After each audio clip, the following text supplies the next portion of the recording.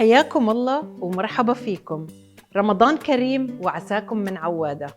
أهلا وسهلا فيكم بهالحلقة الجديدة من Cooking Stories by شهرزاد Tastes from Around the World Edition.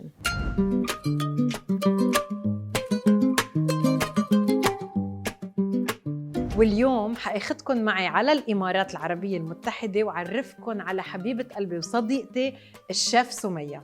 أهلا وسهلا فيك. أهلا فيك حبيبتي، أنتي والله نورتينا. أنتي اللي منورتنا في الإمارات حبيبتي. شو حتعملي لنا اليوم؟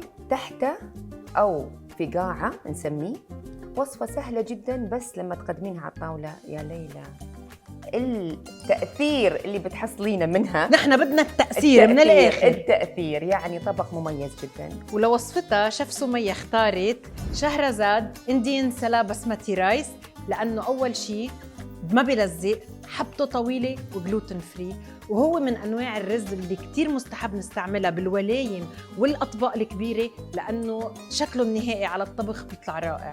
أول شيء بتحطين عندك الدياي، عصير الليمون، شوي من الزعفران وماي الورد. شهرزاد زعفران إسباني درجة ممتازة رائع بصراحة. تحطين شوية من الروب، شوية ملح، تخلطينها خلطة على السريع. الزعفران بصراحة دغري بيعطي ما شاء الله لونه بجنن الزعفران صدق. يعني عندك الخلطة الثانية اللي هي وايد مهمة، حطين البصل، عندنا لب اللومي الحامض، الابزار ملعقة كبيرة، جوزة الطيب أقل طبعاً، الكركم بعد طبعاً ملعقة صغيرة، الهيل ملعقة بعد مليانة صغيرة، شوية من الزعفران. شو السر ليلى الحين؟ تفركيها للبصلة. تتخيلين أحد تبين تطلعين بالضبط غلك كله فيها.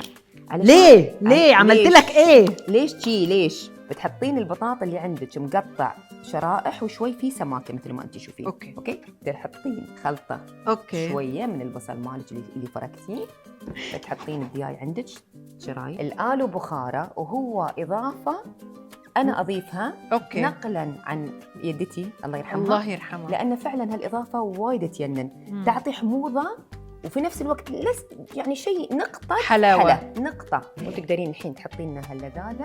وآخر شيء بنضيف شرايح الطماط على أساس ينزل الماي مال الطماط عليه، يعني فوق الرز قبل الرز. هاي كله تحته، هذا كله تحته. كله تحته يعني مقلوبة تحته، مقلوبة إماراتية بالأحرى. وآخر شيء بنسويه ليلى بتحطين سمنة، بنغطي جدرنا، بنخليه تقريبا 45 دقيقة على نار خفيفة. هلا حناخد شوي من العيش وتخلطينه مع باقي الزعفران اللي عندنا.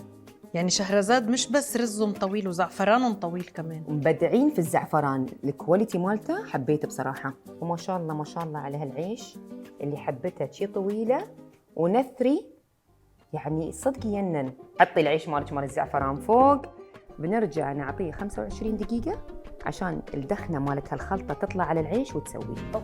يلا ليلى. بسم الله على الريحة.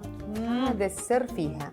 الحين احنا اغلب طبخاتنا اللي نحط عليها عيش وزعفران فوق، نشيل العيش وزعفران. اوكي عشان نرجع نحطها على الوجه، نحط عليها شوية من الزعفران والعيش. يا سلام يا عين على الالوان، ما احلاها. يا سلام مبدعة يا اختي.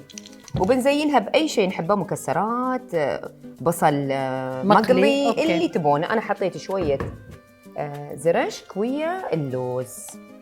يا عين. وخلصنا. تسلم ايدي وعافية. الله يسلم قلبك. يلا بدنا ندوق. لازم ندوق. بطاطا.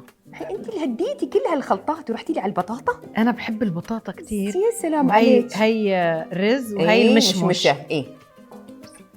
كبير اللقمة. اشوفك يعني ادري تبين تذوقين بس. النكهات شفتي؟ صدق. هني. واو الواو. يسلم ايديك ويسلمك يا ربي على هالوصفة الأكثر من رائعة. حبيبتي انت. غنية بالنكهات، ورز شهرزاد ضاف عليها هالنكهة والشكل اللي كتير حلوين. شكرا شيف سمية. وتجربينها.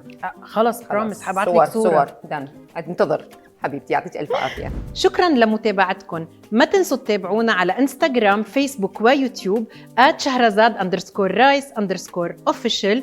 وما تنسوا كمان تطبقوا هاي الوصفه وتبعتوا لنا اياها. ورمضان كريم.